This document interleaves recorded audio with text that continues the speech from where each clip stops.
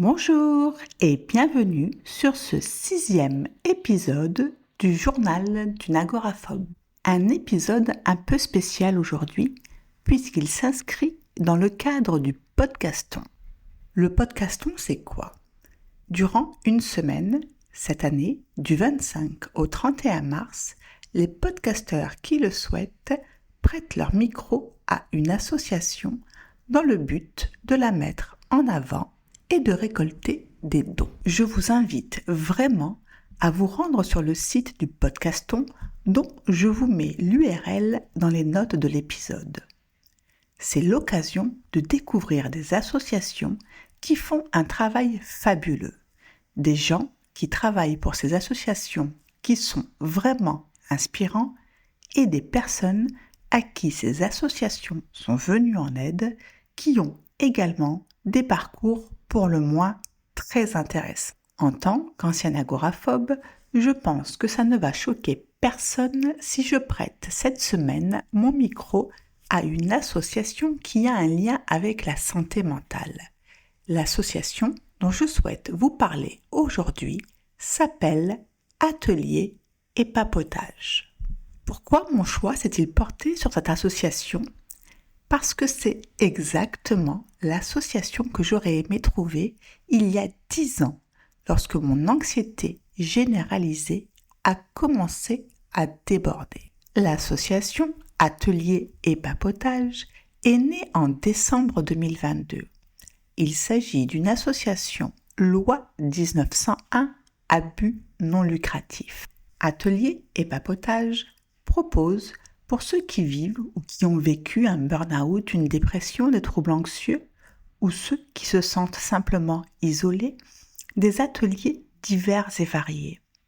Le mois d'avril s'annonce d'ailleurs déjà chargé avec, pour n'en citer que quelques-uns, un atelier découverte du Pilate, un instant d'écriture, une marche au lac de Maine et des temps de papotage.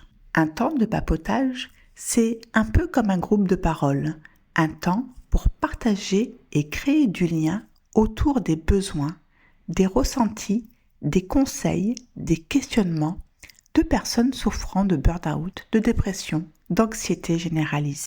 Les ateliers sont toujours encadrés par des intervenants qualifiés, à l'écoute et toujours de bonne humeur.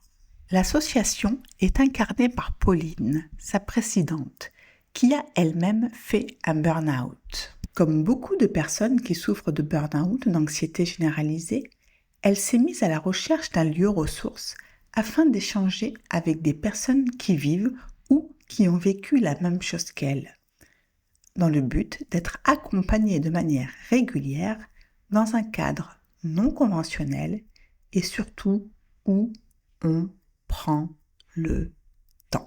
Malgré ses recherches, elle n'a pas trouvé de structure en mesure de répondre à ses besoins. Elle a donc décidé de créer cet espace elle-même. Elle est accompagnée dans sa mission de Nicolas, également concerné par le burn-out, mais de manière un peu différente, en tant qu'aidant et partenaire de vie.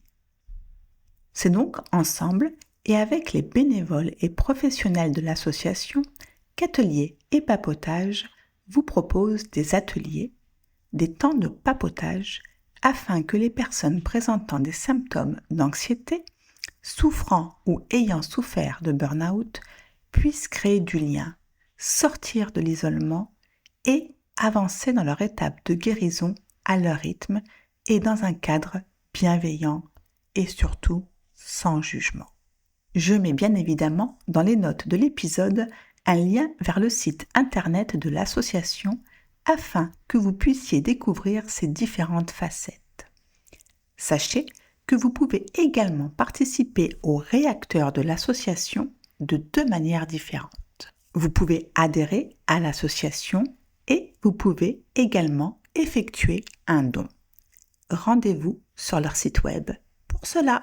Une autre chose très importante que fait Atelier et Papotage, elle milite pour que les a priori sur la santé mentale évoluent et ne soient plus tabous dans notre société. Si vous avez déjà écouté le podcast Le journal d'une agoraphobe, vous savez que c'est un combat que je mène également. En témoignant de mon expérience d'ancienne agoraphobe, j'espère contribuer à une certaine libération de la parole sur un sujet qui stigmatise bien trop de personnes. Une stigmatisation qui peut être source d'aggravation des symptômes, alors que si on informe les gens de l'existence et des conséquences des différentes phobies et anxiétés, eh bien cela peut avoir un effet bénéfique, voire préventif. Et oui, c'est uniquement au courant d'un problème que nous sommes en mesure de l'affronter. Alors parlons, expliquons et déstigmatisons ces phénomènes mentaux afin de donner aux patients et à leur entourage de quoi se défendre et contre-attaquer. Sur ces bonnes paroles, je vous souhaite une excellente fin de journée et n'oubliez pas d'aller jeter un petit coup d'œil au site Atelier et Papotage.